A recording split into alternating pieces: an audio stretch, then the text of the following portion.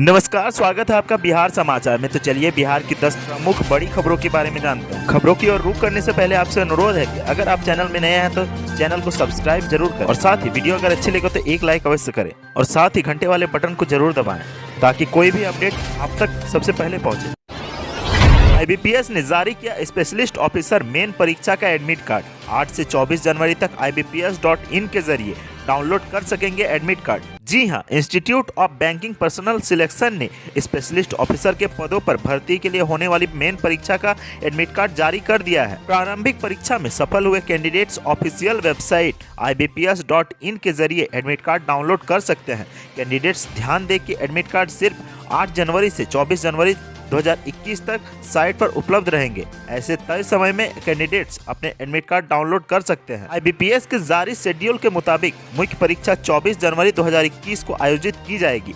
परीक्षा के लिए law officer, IT officer, agriculture field officer, HR personal officer और मार्केटिंग ऑफिसर के 647 पदों पर भर्ती की जाएगी। मुख्य परीक्षा ऑनलाइन आयोजित की जाएगी जिसमें 60 मार्क्स के ऑब्जेक्टिव सवाल पूछे जाएंगे। परीक्षा के लिए 45 मिनट का समय दिया जाएगा और परीक्षा इंग्लिश और हिंदी मीडियम में होगी। बिहार में पहले चरण के अंदर 4.5 लाख लोगों को लगेगी कोरोना वैक्सीन। राज्य सरकार ने पूरी की तैयारी। केंद्र सरकार की तरफ से कोरोना वैक्सीनेशन के लिए हरी झंडी मिलने के बाद अब बिहार में टीकाकरण को लेकर तैयारियां पूरी कर ली गई है। बिहार में पहले चरण के बाद 4,62,000 फ्रंटलाइन वर्कर्स को वैक्सीन दिया जाएगा। कोविड-19 पर टीकाकरण के लिए अब तक के 4,62,026 लोगों का रजिस्ट्रेशन किया जा चुका है। बिहार राज्य स्वास्थ्य समिति की तरफ से जारी किए गए आंकड़ों में बताया गया है कि पहले चरण में सरकारी और निजी स्वास्थ्य संगठनों के स्वास्थ्य कर्मियों को कोविड-19 पर निबंधन की सुविधा दी गई थी। राज्य में शुरू होने वाले वैक्सीनेशन के लिए सरकार और स्वास्थ्य विभाग पूरी तरह से तैयार है। कोरोना वायरस के प्रथम चरण में जिन्हें वैक्सीन दिया जाना है उन्हें मैसेज के जरिए सूचना दी जाएगी। राज्य स्वास्थ्य समिति के सहायक निदेशक के पीयूष कुमार चंदन के मुताबिक सभी टीकाकरण केंद्रों को भी टीकाकरण के बाद बायो वेस्ट मैनेजमेंट सिस्टम की भी व्यवस्था की गई है। साथ ही साथ टीकाकरण केंद्रों से पास के इलाके में कुल 10 पॉइंट पर वैक्सीन लाने की सुविधा रखी गई है ताकि वैक्सीन का टेम्परेचर मेंटेन किया जा सके। पटना में 40 से 50 रुपए घटा मुर्गा का दाम। मरा हुआ कौवा और उल्लू मिलने से हड़कंप, बर्ड फ्लू की आशंका। इस वक्त एक बड़ी खबर सामने आ रही है जिसमें बर्ड फ्लू के दहशत से राजधानी पटना में हजारों चिकन दुकानदारों की परेशानी बढ़ गई है। चिकन खाने के शौकीन लोगों में बर्ड फ्लू का डर है। वे चिकन खाना कम कर दिए हैं या फिर बंद ही कर दिए हैं। पटना में मरा हुआ कौवा और उल्लू मिलने से लोगों में हड़कंप की स्थिति है। चिकन की बिक्री लगभग 40 से 50% कम हो गई है जिसके कारण दाम भी अब बहुत कम हो गया है। पटना में इन दिनों चिकन खरीदार बहुत कम दिख रहे हैं। मुर्गा की दुकान पर बहुत कम लोग दिख रहे हैं। हालांकि मटन और मछली की दुकान पर लोगों की भीड़ देखने को मिल रही है।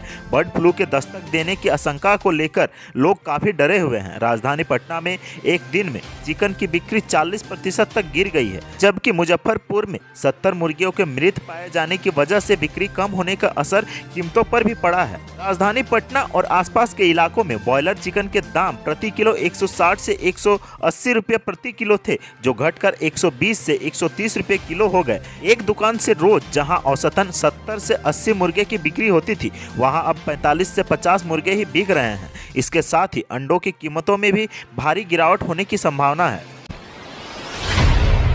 बिहार में 15 से 21 जनवरी तक मनाया जाएगा भूकंप सुरक्षा सप्ताह। आम लोगों और छात्रों को दी जाएगी ट्रेनिंग। बिहार में 15 जनवरी से 21 जनवरी तक भूकंप सुरक्षा सप्ताह मनाया जाएगा। इस दौरान राज्य भर में अभियंताओं, राजमिस्त्रियों को जहां भूकंप रोधी भवन निर्माण की ट्रेनिंग दी जाएगी, वहीं मदरसा और संस्कृत स्कूलों के शिक्षकों को मुख्यमंत्री विद्यालय सुरक्षा कार्यक्रम के अंतर्गत 2-2 शिक्षकों को फोकल शिक्षक के रूप में ट्रेनिंग दी जाएगी। प्राधिकरण में भूकंप सुरक्षा सप्ताह आयोजन के लिए बैठक को संबोधित करते हुए आपदा प्रबंधन प्राधिकरण के उपाध्यक्ष व्यास ने कहा कि आयोजन में भीड़ नहीं होनी चाहिए। कोविड-19 के संक्रमण की चर्चा करते हुए उन्होंने कहा कि भूकंप के खतरों से बचाव के लिए आम लोगों, कॉलेज और स्कूलों के छात्रों को जानकारी दी जाएगी। वहीं जगह जगह होर्डिंग लगाकर लोगों को भूकंप में क्या करना है और क्या नहीं, इसकी भी जानकारी दी जाएगी। छात्रों के बीच इसके लिए लिफ्टलेट्स बांटे जाएंगे। वहीं मॉक ड्रिल कर लोगों को बताया जाएगा कि भूकंप के हालात में कैसे बचा जाए और दूसरों की मदद कैसे की जाए। उपाध्यक्ष ने बताया कि पूर्णिया और SDRF बिहटा में बहु आपदा प्रवण विषय पर सामुदायिक प्रशिक्षण कार्यक्रम 18 जनवरी से शुरू किया जाएगा। इसमें वॉलंटियर को आपदा से निपटने की जानकारी दी जाएगी। दरभंगा लूटकांड में पुलिस को मिली बड़ी कामयाबी, 72 हीरे, 1.5 किलो सोना और 30 लाख रुपये के साथ 11 गिरफ्तार। दरभंगा पुलिस ने एसटीएफ की मदद से बड़ी कामयाबी हासिल की है। बीते 9 दिसंबर को अलंकार ज्वेलर्स में हुए लूटकांड में दरभंगा पुलिस ने बेगूसराय और समस्तीपुर जिले से 30 लाख रुपये नगद, 1.5 किलो सोना और 72 हीरो के साथ 11 अपराधियों को धर दबोचा है। पुलिस ने प्रेस वार्ता कर गिरफ्तारी की पुष्टि की है। सभी अपराधियों से पूछताछ जारी है। पूछताछ में सभी 11 अपराधियों ने लूटकांड में अपनी संलिप्तता को स्वीकार भी किया है। फिलहाल पुलिस आगे की कार्रवाई में जुटी हुई है। आपको बता दें कि बीते 9 दिसंबर को नगर थाना क्षेत्र स्थित अलंकार ज्वेलर्स में कुछ अपराधियों ने हथियार के बल पर दिन दहाड़े लूट की घटना को अंजाम दिया था, जिसके बाद पुलिस ने त्वरित कार्रवाई करते हुए 1 महीने में 11 लोगों को धर दबोचा है।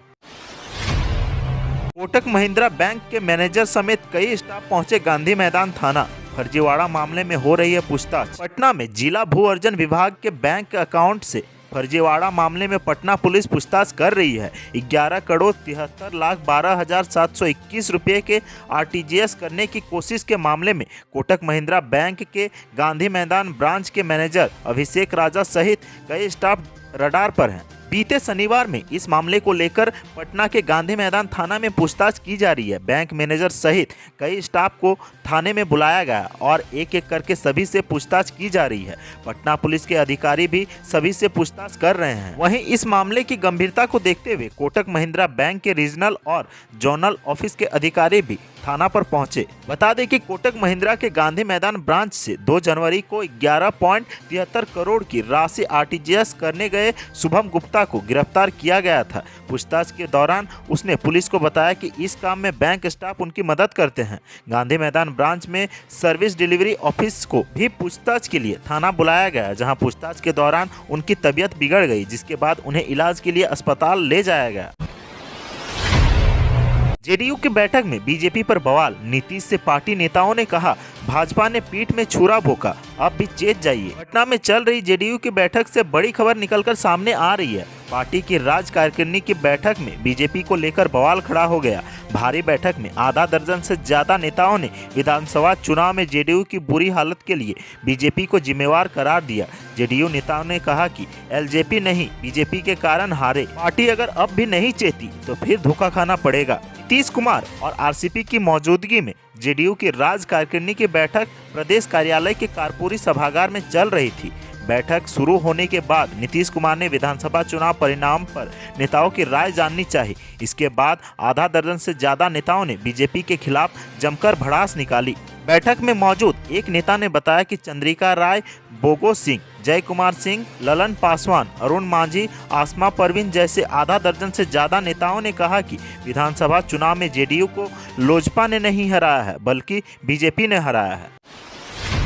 नीतीश मंत्रिमंडल विस्तार के साथ ही गिर जाएगी सरकार। जेडीयू बीजेपी टसन के बीच लालू यादव की पार्टी आरजेडी ने किया दावा। बिहार में नीतीश कैबिनेट विस्तार की खबरों के बीच विपक्षी पार्टी राष्ट्रीय जनता दल ने बड़ा दावा किया है। राजद ने कहा है कि जैसे ही नीतीश कैबिनेट की विस्तार होगा, वैसे ही एनडीए की महाजंगल राज वाली सरकार गिर जाएगी। बता दें कि बीते 1 महीने से बिहार में सत्तारूढ़ दल जेडीयू और बीजेपी के बीच टसन चल रहा है। वहीं नीतीश कैबिनेट के विस्तार पर राजद का बड़ा बयान। राजद ने नीतीश कुमार कैबिनेट विस्तार पर बड़ा दावा किया है। राजद ने कहा कि नीतीश कुमार की कैबिनेट विस्तार इसीलिए नहीं हो रही है कि सरकार गिर जाएगी। वहीं राजद नेता तेजस्वी यादव ने नीतीश सरकार पर कैबिनेट विस्तार में देरी करने को लेकर सवाल उठाया है। नेता प्रतिपक्ष तेजस्वी यादव ने कहा कि सरकार कैबिनेट विस्तार में जानबूझकर देरी कर रही है। तेजस्वी ने कहा कि बीजेपी के लोग अभी से सीएम पर प्रेशर डाल रहे हैं, जिससे आने वाले समय में कुछ बड़े फैसले कराए जा सके। तेजस्वी ने कहा कि बिहार में सरकार बेरोजगारी के मुद्दे को निपटाने में असफल है। वहीं दूसरी ओर कल नीतीश कुमार ने कैबिनेट विस्तार पर बयान दिया था। नीतीश ने कहा कि कैबिनेट विस्तार में बीजेपी के कारण देरी हो रही है। हम लोग कैबिनेट विस्तार को लेकर तैयार हैं। बताया जा रहा है कि राज्य में अभी 20 और मंत्री बनाए जा सकते हैं। बिहार में मुखिया सरपंच के चुनाव से पहले शुरू हुआ हत्या और अपहरण की साजिश का दौर। जानिए बिहार में कब होगा पंचायत इलेक्शन। बिहार में पंचायत चुनाव से पहले हत्या और अपहरण की साजिश का खेल शुरू हो गया है। राज्य में मार्च के बाद से पंचायत चुनाव का डुगडुगी बज जाएगा, जिसके बाद अप्रैल मई में वोटिंग होगी। ऐसे में मुखिया और सरपंच पद के लिए चुनाव लड़ने वाले लोगों ने तैयारियां शुरू कर दी है। इसी कड़ी में राज्य के कई जगहों पर से हिंसा और हत्या की साजिश की खबर आ रही है। ताजा मामला राज्य के भागलपुर जिले से है। मीडिया रिपोर्ट के मुताबिक यहां पर ज्योतिष यादव नामक एक व्यक्ति ने ग्राम बैजलपुर के मुखिया जफर अहमद पर हत्या की साजिश करने का आरोप लगाया है। पीड़ित व्यक्ति ने इस बाबत पुलिस को एक आवेदन भी दिया है। बात करते हैं बिहार में कोरोना अपडेट की, तो बिहार में मिले कोरोना के 493 नए मरीज। राज्य में पॉजिटिव मरीजों का आंकड़ा पहुंचा 2,56,419। बिहार में कोरोना संक्रमण की रफ्तार अब धीमी हो गई है, लेकिन इसके बावजूद भी हर रोज हजारों की संख्या में पॉजिटिव मरीज मिल रहे हैं। स्वास्थ्य विभाग की ओर से ताज़ा अपडेट जारी की गई है। इस अपडेट के मुताबिक बिहार में 493 लोग कोरोना पॉजिटिव मिले हैं। इसके साथ ही राज्य में कोरोना संक्रमितों की संख्या बढ़कर 2,56,419 हो गई है। बिहार में फिलहाल 4,543 कोरोना के एक्टिव मरीज हैं। स्वास्थ्य विभाग की ओर से जारी नियमित अपडेट के मुताबिक पिछले 24 घंटे के भीतर 4 व्यक्ति की मौत हुई है। इसके साथ ही राज्य में कोरोना से मरने वालों का आंकड़ा 1428 हो गया है। बिहार के लोगों के लिए खुशी की बात तो यह है कि महज 24 घंटे के भीतर 504 कोरोना मरीज स्वस्थ हुए हैं। इसके साथ ही ठीक होने वाले मरीजों की संख्या 2.5 लाख के करीब हो गई है। राज्य में अब तक कुल 2,50,447 मरीज स्वस्थ हो चुके हैं। तो आज के सुर्खियों में बस इतना ही। बिहार से जुड़ी खबरों के लिए सब्सक्राइब करें हमारे चैनल को और साथ ही साथ अपने दोस्तों और रिश्तेदारों में शेयर जरूर करें। धन्यवाद।